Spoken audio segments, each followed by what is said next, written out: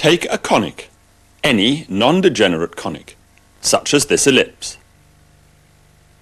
Draw 3 tangents to it to get a triangle, each side touching the conic. Join each vertex of the triangle to the opposite point of tangency. Remarkably, it looks as if these 3 lines meet in a point. Perhaps that was just chance. Let's try some different tangents.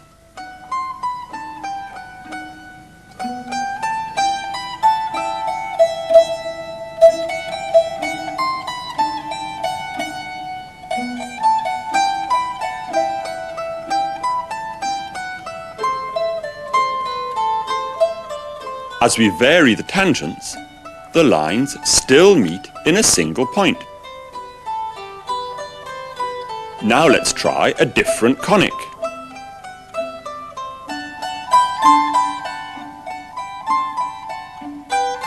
Even if we vary the conic, the lines still seem to be concurrent, as this parabola shows.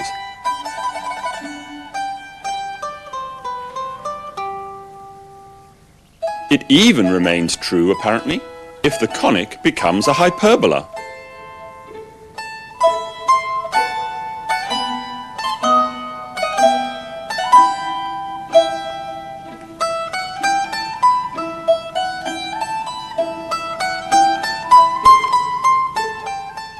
Even if the tangents don't all touch the same branch of the conic. Joining each vertex to the opposite point of tangency produces 3 lines that meet in a point.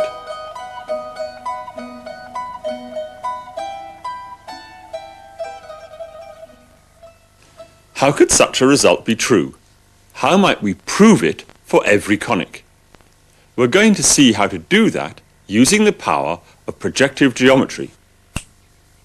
Using projective geometry, the proof is quite simple. To prove it for every conic, we'll do 2 things. First, we're going to show you why conic sections are called conic sections, how they can all be found as plane slices of suitable cones. Second, from that we'll deduce that all conics are essentially the same in projective geometry, that is, they're projectively equivalent. Then we have a strategy that we can use to prove many results in projective geometry about conics. We prove the result first for a circle, which is a very simple type of conic. Then the same result must hold for all conics, because all conics are projectively equivalent to each other, and so to the circle. First, conics and the cone.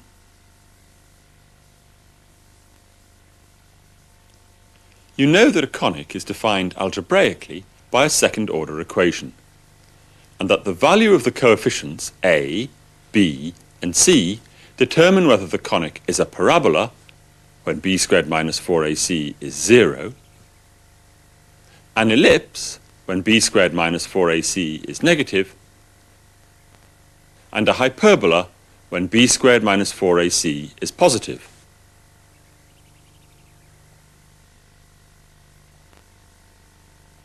Now we'll see how to tie up the algebra of conics with sections of a cone. First, we generate a hollow cone by taking a horizontal plane, cutting it by a line, which we'll call a generator, at some angle phi, and rotating the line through 360 degrees about a vertical axis. Now we'll cut the cone by moving the plane through different angles, and we'll record the various curves of intersection that produces. If the plane is horizontal, the section is clearly a circle. As the plane tilts, we get different sections of the cone, and the first few look like ellipses.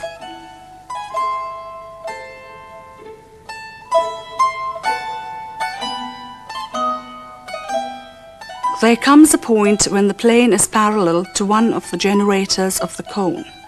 Now the section goes off to infinity and it looks as if it's a parabola. Thereafter, we seem to get hyperbolas fatter and fatter until the plane is vertical. This is the fattest hyperbola we can get from this particular cone. Let's see again how the curves of intersection change as we take the plane from being vertical to horizontal and back. Well, all the curves of intersection certainly look like conics, and which section we get depends on the angle of the intersecting plane. But to be really sure, we need to look at the equations for the sections. That means we need to have Cartesian coordinates in the plane of section. We'll choose the plane at some angle, theta, to the horizontal. And in order to arrive at Cartesian coordinates in that plane, we'll start from x, y, z axes with the origin at the vertex of the cone and arrange them so that the x-axis and the y-axis are horizontal in our original plane and the z-axis is vertical. With these coordinates, the cone has the equation x squared plus y squared equals z squared over tan squared phi, where phi is the angle of the generator. To get the equation of a plane section of the cone at an angle theta to the horizontal, we need a system of coordinates in that plane. We'll get those by rotating and translating the coordinates from the horizontal plane. First, rotate the xy plane about the x-axis through an angle theta until it is parallel to the plane of section. Notice that the position of the old z-axis is now perpendicular to the plane of section. Next, translate the rotated plane along this perpendicular until it coincides with the intersecting plane that we're interested in. We shall take as the system of coordinates in that slice the images of the x, y axes. We'll call those images the u-axis and the v-axis respectively. The u-axis is the image of the x-axis, the v-axis is the image of the y-axis. So every point in the slice has u, v coordinates. To get the equation of the curve of intersection in terms of u and v, all we need to do now is to use our knowledge of how u and v are related to x, y and z and the equation of the cone. The rotation of the original x, y, z axes is described by this matrix. It fixes the x-axis and rotates the plane through the angle theta. What was the original z-axis is now perpendicular to the slice we want and is specified by the third column of the matrix. So now the translation, which we'll call the vector little a, through some multiple, say b, of this third column, gives us our new axes. So the connection between the two coordinate systems x, y, z and u, v is a linear one, expressed by this equation, which means that the quadratic equation in x, y and z that defines the cone transforms into a quadratic equation in u and v for the curve we are interested in. So because that curve of intersection has a quadratic equation, it really is a conic. But which conic? And how is the equation affected by the angle of the section? That involves a little algebra that you can work through after the program, substituting in these equations to arrive at an expression in u and v for our curve of intersection. The details are in the unit. You'll then find that the equation of the curve of intersection is this: u squared plus cv squared equals terms of lower degree in v, where c equals cos squared theta minus sine squared theta over tan squared phi, which can be rearranged like this. c equals cos squared theta into 1 minus tan squared theta over tan squared phi. So our equation in u and v is of degree 2. So this is the equation of a conic. The b squared minus 4ac test for a conic tells us which one. In this case, there are no uv terms, so b is 0, and the value of b squared minus 4ac will be minus 4ac. The coefficient a of u squared is 1, so minus 4ac is just minus 4c, where c is the coefficient of v squared. So, b squared minus 4ac will be 0, and we'll have a parabola, if 1 minus tan squared theta over tan squared phi is 0. That happens when tan theta equals tan phi, theta equals phi, and that corresponds to the angle of the slice being the same as the angle of the generator of the cone, as we've seen.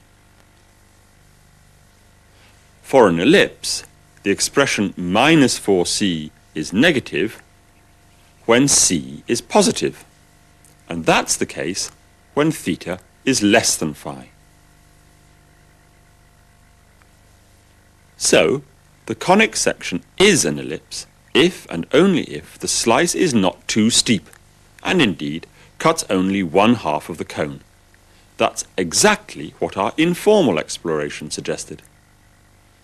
Similarly, if we want a hyperbola, b squared minus 4ac is positive, in our case minus 4c is positive, when c is negative, which happens if and only if tan theta is greater than tan phi, and theta is greater than phi. And that corresponds to the angle of the slice being greater than the angle of the generator of the cone.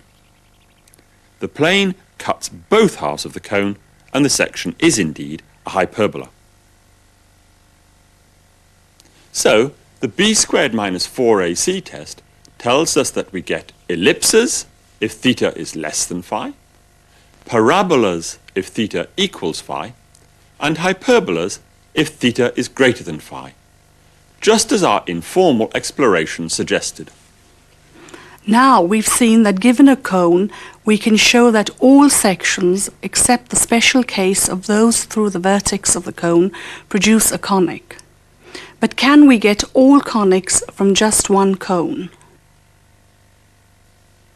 Let's start with our familiar cone with generator angle phi and intersecting plane at an angle theta. We can see that every possible ellipse occurs in every cone by going back to the algebra. For this quantity c equals cos squared theta into 1 minus tan squared theta over tan squared phi determines the eccentricity of an ellipse by this rule. Eccentricity squared equals 1 minus c, but c takes every value between 1 and 0.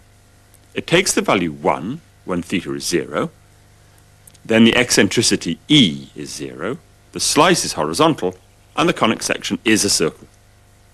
Let's see that on the cone.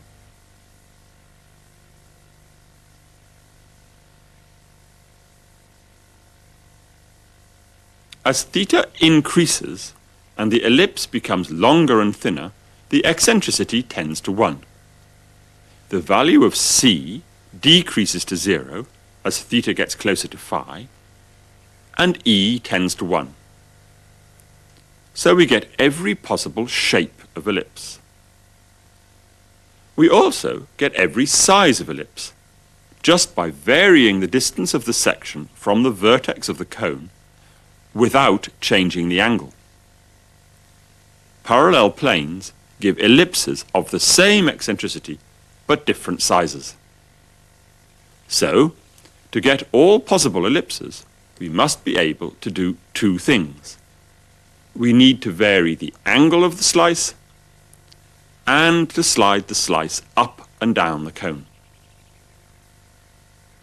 Next, can we get all parabolas from this cone? If we take a slice parallel to a generator, we can get every parabola.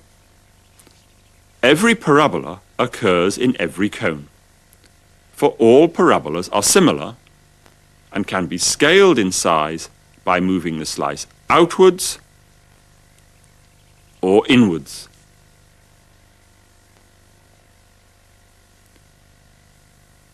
So we can get all ellipses and all parabolas from any cone. What about hyperbolas? As with the ellipse and the parabola, moving the slice in and out just changes the scale.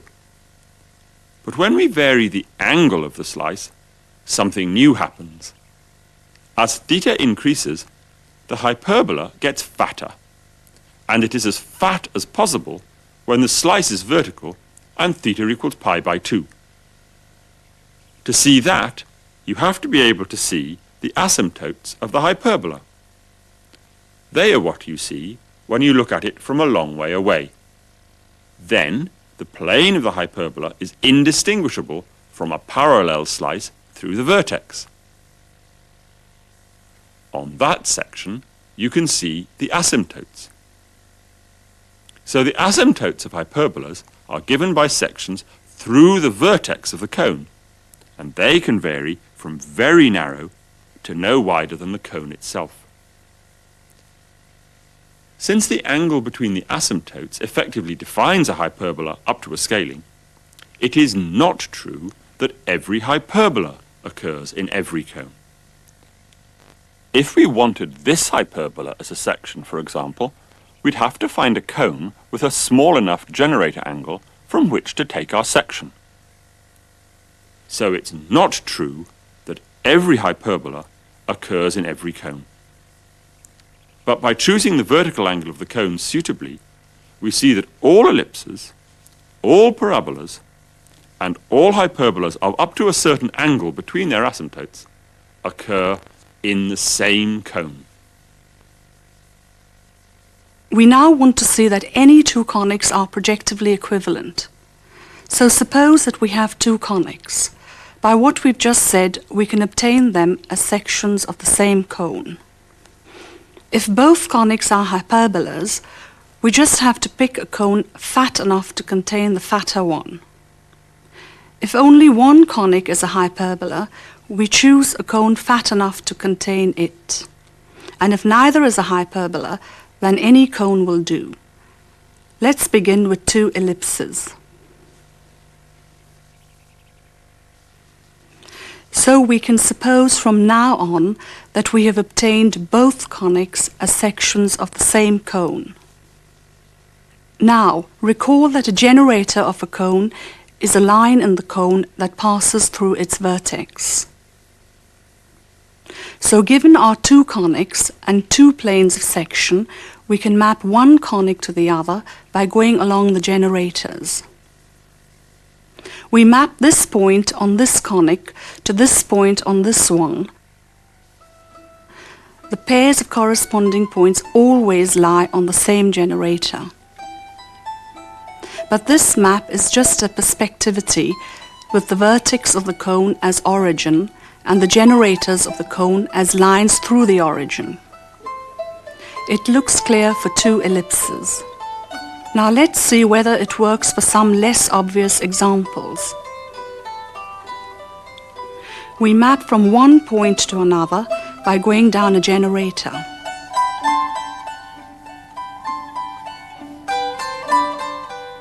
Now let's try an even more surprising pair, an ellipse and a hyperbola. Take a point on one curve and go up or down the generator to find its image. Let's try one last pair of examples. This cone won't do. We need a fatter one.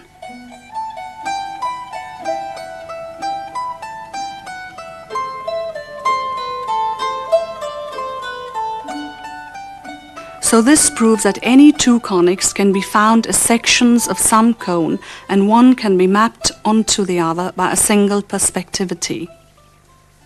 It follows that any two conic sections are projectively equivalent, since the perspectivity is just an example of a projective transformation. So any projective property of one conic is automatically true of all conics. We've now finished the second part of our proof. Now we can return to the remarkable result with which we began. We took a conic such as this hyperbola. We drew 3 tangents to it to get a triangle, touching the conic at 3 points. We joined each vertex of the triangle to the opposite point of tangency and found a single point of intersection.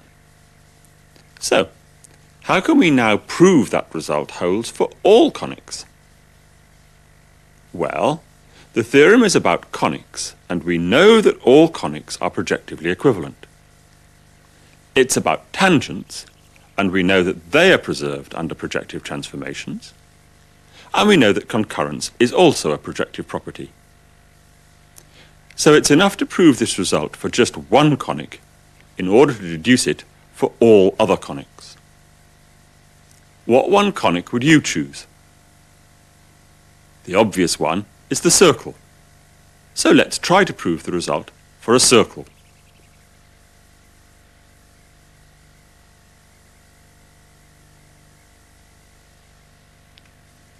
The theorem claims that these lines concur. But in this special case, it's straightforward to prove the result. We know that these 2 line segments are of equal length, being tangents to the circle from a common point. The same applies to this pair and the last pair. So the product of these ratios is 1. Now, ignore the circle and concentrate on the triangle and the lines from its vertices. You met Chever's theorem and its converse earlier in the unit on affine geometry. The converse of Chever's theorem says that in this situation, if the product of these ratios is 1, then the 3 lines through the vertices must be concurrent.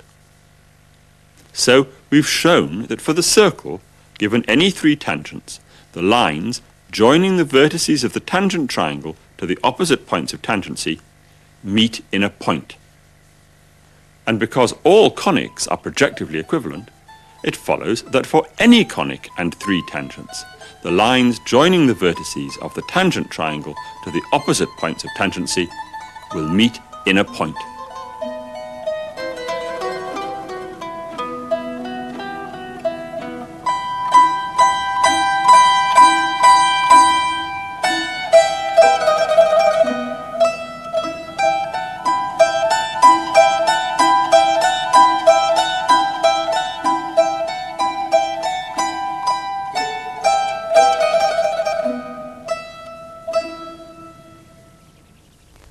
In 25